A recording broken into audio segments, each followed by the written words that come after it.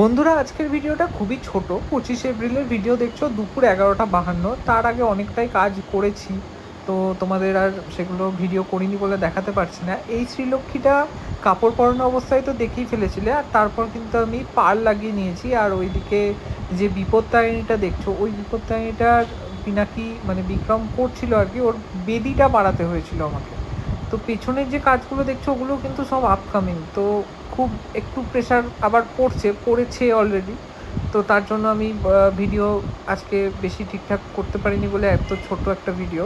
তো শ্রীলক্ষ্মীর ভিডিওটাই আজকে মেনলি তোমাদের দেখানোর। একটু একটু করে দেখো মাকে সাজানোর পর কেমন লাগছে। 6টা 9 আমি কারখানা গেছিলাম, আর এই কৃষ্ণটা তৈরি হচ্ছে কারখানায়। আর আমি করছি অ্যাকচুয়ালি, আর টুকটাক রাজা ফিনিশ করছিল, পরিষ্কার করছিল। 6টা 44, 25 এপ্রিল, শ্রীলক্ষ্মী কমপ্লিট অবস্থায় তোমাদের সামনে। এই হচ্ছে মুখশ্রী। তোমরা জানাও তোমাদের কেমন লাগলো।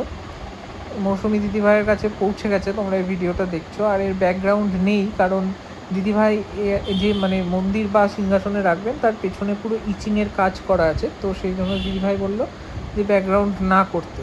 তো ব্যাকগ্রাউন্ড না করে আমি যখন প্রতিমা পাঠিয়েছিলাম, ওটা কিন্তু দারুণ লাগছিল। সেইটা আমি তোমাদের কমপ্লিট রিলসে বা ভিডিওতে পোস্ট করব, দেখে নিও।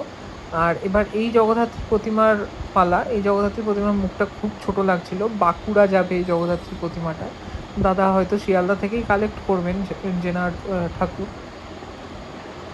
তো মুখটা ছোট লাগছিল বলে মুখটা ভেঙে বড় করব, তো এই মুখটা আবার একটু বেশি বড় লাগছিল, তার জন্য কিন্তু আরও অন্য মুখ আমি করে নিয়েছি।